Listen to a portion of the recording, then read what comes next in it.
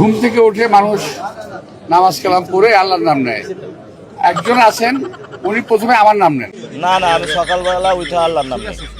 তার নাম জপ করে কি সওয়াব হবে নাকি গুনাহ হবে উল্টা আরো? না না, আমি সকালবেলা উঠে আল্লাহর নাম নেই। উনি কি সরাসরি কোনো হুমকি আপনাকে এখন পর্যন্ত দিয়েছেন, আপনি কিংবা পেয়েছেন আপনি?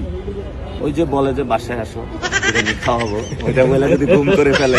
আমি বলছি ভাই, নির্বাচন করতে আসছেন, আমি আপনাদেরকে চায়ের দাওয়াত দিয়েছিলাম যে বাসায় আসে চা খাই, কথাবার্তা বললি, বলে আমি এটা ওনাকে হুমকি দিয়েছি। মির্জা আব্বাস ভাইয়ের আজকে বিবাহ বার্ষিকী।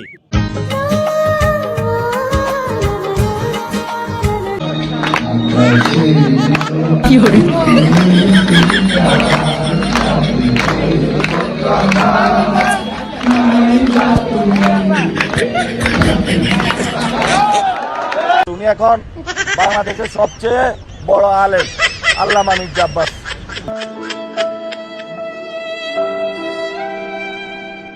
মানে ভাবটা এরকম যে আমাকে মারে না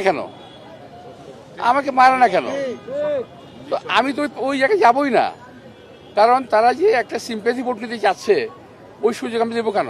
আমি খুব ভালো করে বুঝে ফেলছি এটা। আমার বয়স তো কম হয় নাই, ওদের মতো ওর আমার নাতির বয়স না ওরা, তো আমার তো এবার অভিজ্ঞতা হয়ে গেছে আমার।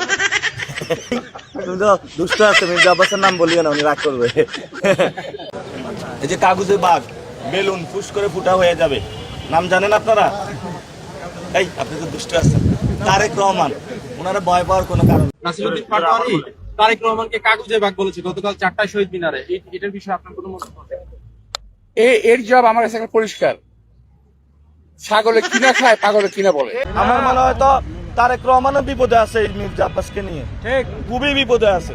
ভাই সবাই বলছে আপনি অনেক ধৈর্যের পরিচয় দিচ্ছেন, অনেক স্লেজিং এর মুখে আছেন, আপনি আসলে বিষয়টা কিভাবে ম্যানেজ করছেন? এটা আমি মনে করি যে আল্লাহ তাআলা আমার একটা পরীক্ষা নিচ্ছেন, এবং আমি চাই যে আল্লাহ তাআলা যেন ভাই ধৈর্য দ্বারা পরীক্ষাটা ইলেকশন মতো রাখেন।